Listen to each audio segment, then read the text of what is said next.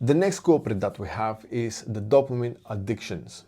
The dopamine addictions are the most common ones that we do to ourselves, especially if we have a sad life or a highly stressful life or a sedentary lifestyle or a boring lifestyle.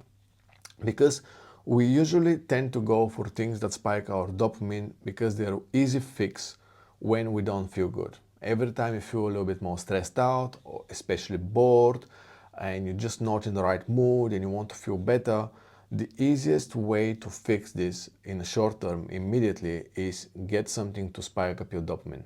But the problem that we're creating for ourselves is that we go for this solution from food. We search for the food. We search for the chocolate bar, for the biscuit, the cookie, the hot chocolate, the thing that is going to spike our dopamine and we don't even know about it.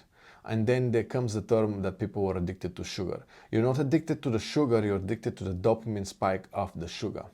And the problem with sugary stuff specifically, is chocolate tasting sugary stuff, is that they can spike up your dopamine just as much as sex can do. And sexual pleasure is one of the most pronounced pleasure in our lives. It's very powerful and it spikes our dopamine as high as it can go. And the sugar can do the same. So if you think about it, that's absolutely insane. And here is the problem. After you spike up your dopamine with whatever cravings you choose, then that dopamine crashes down. And it's not taking a long time, usually 5 to 15 minutes. And the dopamine starts crashing down. And when it crashes down, crashes even below base level. The dopamine is the hormone that makes you feel pleasure. When it goes up, you feel great, but when it goes below baseline, you start feeling miserable. So practically what we do, let's say you're sitting on your desk, you're stressed because you have a huge volume of work to do, feeling bored at the same time, can't concentrate, let's have a cookie and start working. And you take that cookie and you start working and you fix the problem just for a few minutes and then you start losing it. It all crashes, the dopamine crashes, and in short amount of time, you start feeling exactly the same as you were, maybe even worse if you didn't do any work. Usually if you start doing some of the work, then that can help produce some of the other hormones which will also make you feel pleasurable in another way. So here is the thing. Besides dopamine, we also have other hormones like serotonin, oxytocin, and endorphins. And these hormones can also make us good. But it feels a little bit different. They all act in a different way. Some of them are triggered by receiving love or giving love. Some of them are triggered by just little movement or exercise. Some of them are triggered by completing a task or just showing up outside under the sun. The sunlight can also do that for us.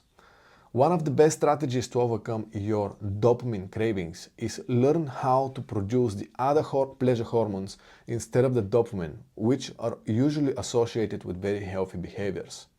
Things which I just mentioned, you can apply to your habitual behavior to every time when you start feeling a little bit down on mood, like when you really need that spike in pleasure. What I usually do is just stand up and have a little walk. You can do a few squats, you can do a few push-ups.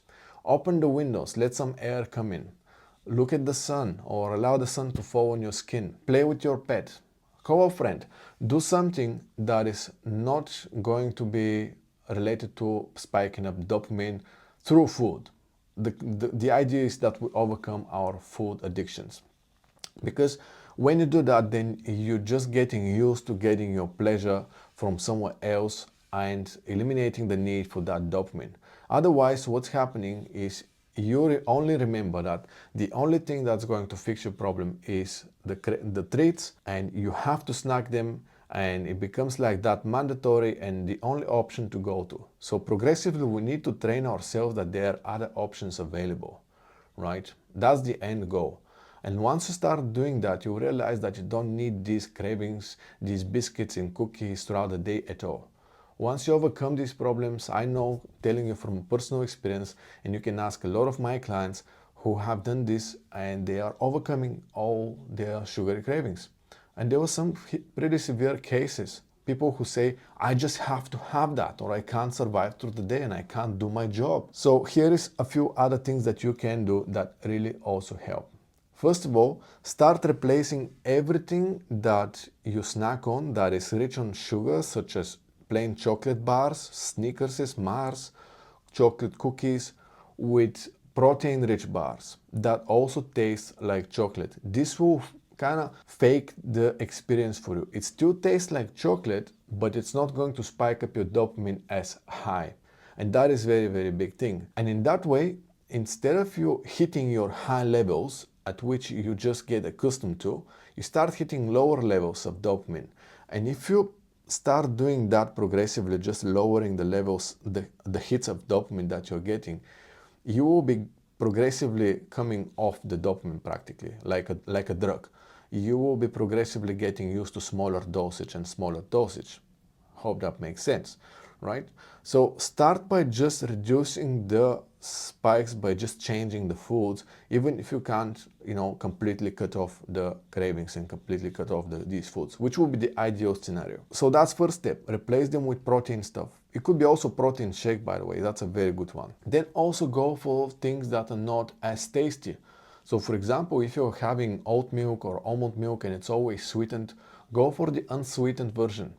If you're having Coke, a drink, fizzy drinks, go for the zero-calorie drinks. That's even better. It's going to not spike your dopamine that much, but it's also not going to add to your calories in a day. And it's not going to cause that problem.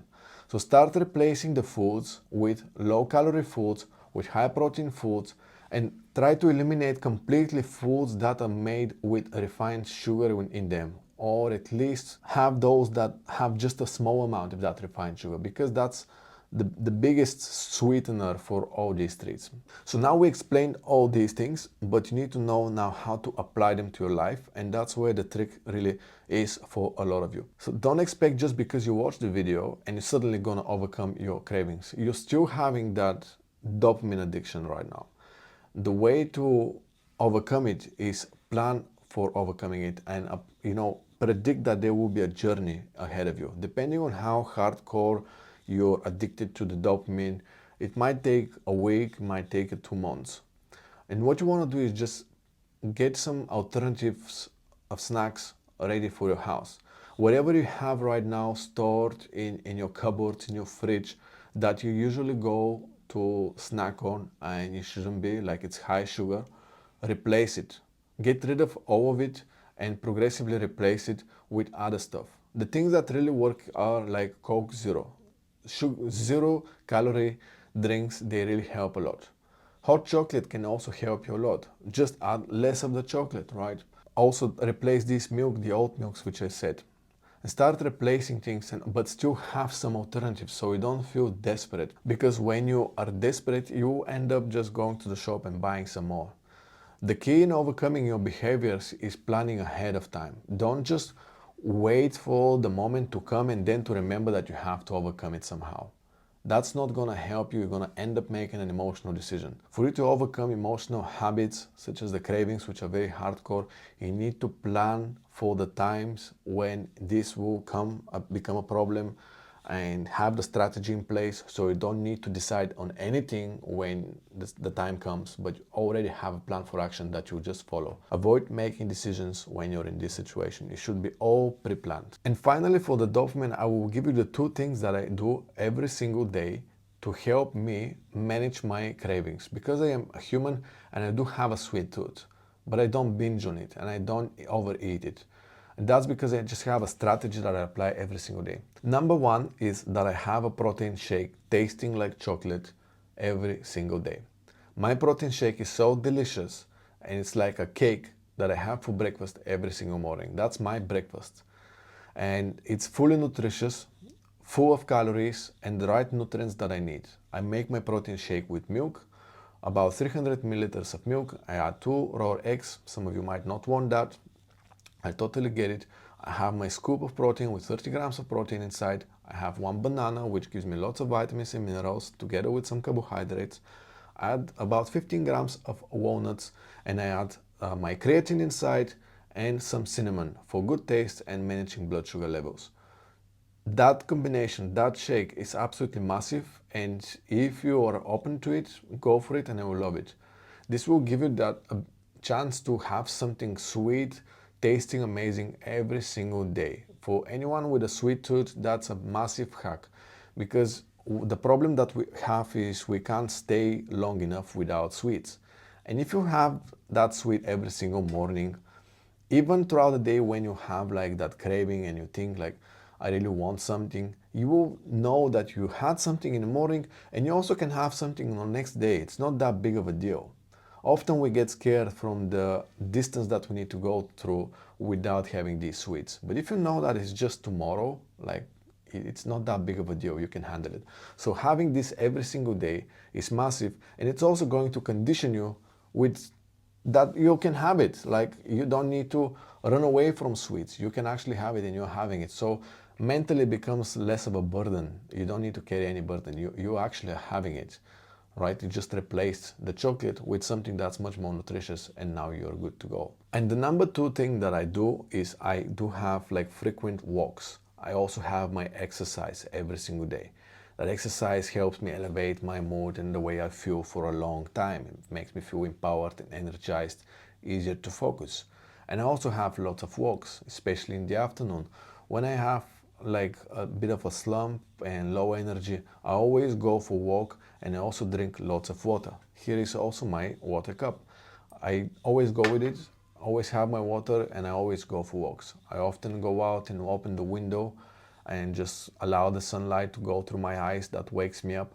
I do things that naturally makes me feel more energized and feel better. I don't let myself get into that state where I'm super lazy, just sitting on my chair and just like feel like shit and don't want to work out and don't want to work, don't want to do anything, and all I want is just play a movie and have a snack. I don't let myself get to that state. Think of it as a state that you progressively get into. You're not going to just find yourself in there. And if you're used to like getting yourself there, like allowing yourself to get to that state all the time, well, change that. Start moving more. Every 20 minutes, set a timer, go for a walk. That also is going to increase your productivity, which is study proven, and it's something that we can talk about in another episode about peak performance. So do these things, will massively help you manage your cravings. And the final culprit for our cravings is our habits. Number three.